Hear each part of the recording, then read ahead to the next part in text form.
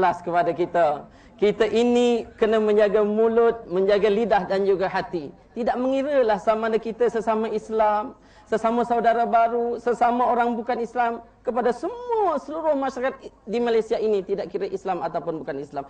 Jadi Ustaz, saya tertarik di sini, ya. Maknanya yang pentingnya jaga lidah dan jaga hati. Jadi bagaimana kasih sayang ini dapat kita luaskan kepada rakan-rakan kita daripada bangsa lain, Ustaz? Silakan. Memang tidak ada manusia yang boleh hidup tanpa kasih sayang, tanpa sayang menyayangi antara satu sama lain. Sebab itulah agama Islam ini disebut oleh Allah Subhanahu wa taala sebagai yaitu wa ma arsalnaka illa rahmatan lil alamin. Umat Islam ini Rasulullah sallallahu alaihi wasallam adalah diutus untuk membawa rahmat, kasih sayang untuk sekalian alam. Tidak kira dia muslim ataupun bukan muslim, tidak kira warna kulit dan rupa bangsa dan sebagainya. Jadi saya ingin menukilkan firman Allah Subhanahu wa taala dalam surah Al-Mumtahanah ayat 8. A'udzu billahi minasyaitonir rajim. La yanhaakumullahu 'anil ladzina lam yuqatilukum fid din wa lam yukhrijukum min diyarikum an tabarruhum wa tuqsitu ilaihim. Innallaha yuhibbul muqsitin. Shadaqallahul azim. Yang mana dalam ayat ini Allah Subhanahu wa taala menerangkan bahawa kita tidak dilarang untuk berbuat baik.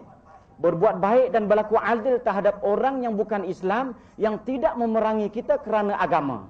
Dan juga tidak menghalau kita daripada kampung halaman kita. Ini maknanya orang Islam dikehendaki berbuat baik kepada orang yang bukan Islam. Pernah sebagai sebab nuzul terhadap ayat ini pengusi, iaitu mak kepada Asma binti Abu Bakar telah datang, yang belum Islam lagi ketika itu, kepada anaknya Asma dengan membawa hadiah. Malangnya Asma ini dengan beranggapan bahawa apabila dia Islam, mak dia bukan Islam, dia terhalang oleh Islam itu untuk melayani dan menyayangi emaknya.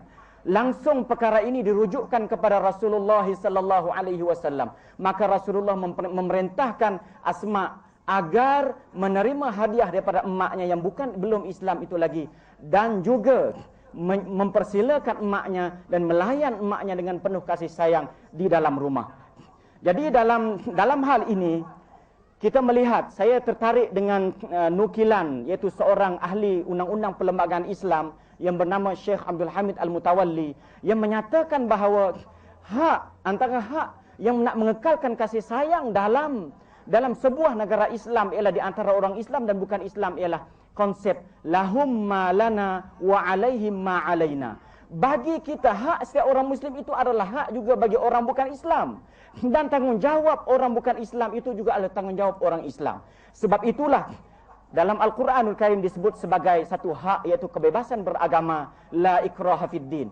Walaupun telah disebut dalam Al-Quran, tetapi dengan tertubuhnya negara Islam Madinah, kemudian Rasulullah sallallahu alaihi wasallam menggubal perlembagaan Madinah yang dinamakan sebagai Sahifatul Madinah. Rasulullah sallallahu alaihi wasallam meletakkan pada fasal yang ke-25 iaitu tentang hak kebebasan beragama.